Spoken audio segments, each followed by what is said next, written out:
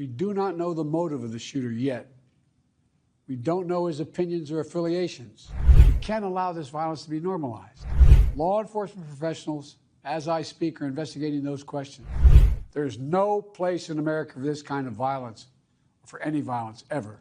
Tonight about the need for us to lower the temperature in our politics. And to remember, while we may disagree, we are not enemies. We're neighbors, we're friends, co-workers, citizens, and most importantly, we're our fellow Americans. We must stand together. Yesterday's shooting at Donald Trump's rally in Pennsylvania calls on all of us to take a step back, take stock of where we are, how we go forward from here. Thankfully, former Trump is not seriously injured. I spoke with him last night. I'm grateful. He's doing well, and Jill and I keep him and his family in our prayers. We also extend our deepest condolences to the family of the victims who was killed. Corey was a husband, a father, a volunteer firefighter, a hero, sheltering his family from those bullets. We should all hold his family and all those injured in our prayers. Earlier today, I spoke about an ongoing investigation. We do not know the motive of the shooter yet. We don't know his opinions or affiliations. We don't know whether he had help or support, or if he communicated with anyone else. Law enforcement professionals, as I speak, are investigating those questions. Tonight, I want to speak to what we do know. A former president was shot, an American citizen killed, while simply exercising his freedom to support the candidate of his choosing. We cannot, we must not go down this road in America. We've traveled before throughout our history. Violence has never been the answer. Whether it's with members of Congress of both parties being targeted and shot, or a violent mob attacking the Capitol on January 6th, or a brutal attack on the spouse of former Speaker of the House, Nancy Pelosi, or information and intimidation on election officials, or the kidnapping plot against the sitting governor, or an attempted assassination on Donald Trump. There is no place in America for this kind of violence, or for any violence ever. Period. No exceptions. We can't allow this violence to be normalized. You know, the political record in this country has gotten very heated. It's time to cool it down. We all have a responsibility to do that. Yes, we have deeply felt strong disagreements. The stakes in this election are enormously high. I've said it many times that the choice in this election we make in this election is going to shape the future of America and the world for decades to come. I believe that with all my soul. I know that millions of my fellow Americans believe it as well. And some have a different view as to the direction our country should take. Disagreement is inevitable in American democracy.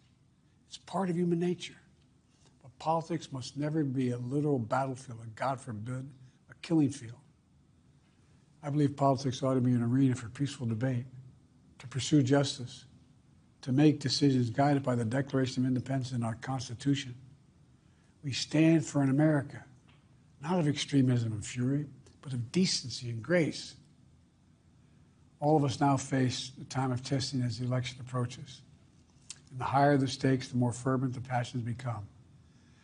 This places an added burden on each of us to ensure that no matter how strong our convictions, we must never descend into violence.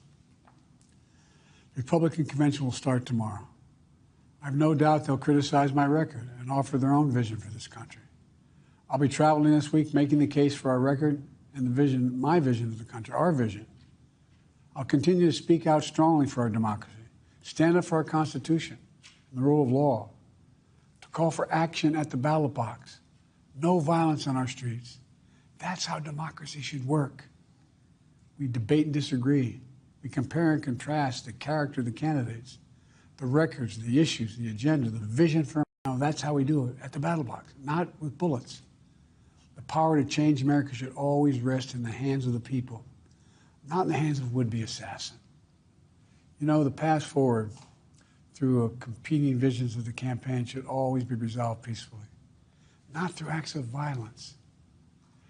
You know, we're blessed to live in the greatest country on earth, and I believe that with every soul, every power of my being.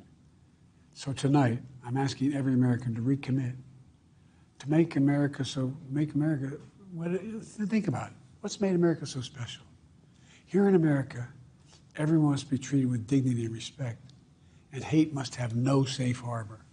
Here in America, we need to get out of our silos, where we only listen to those with whom we agree, where misinformation is rampant, where foreign actors fan the flames of our division to shape the outcomes consistent with their interests, not ours.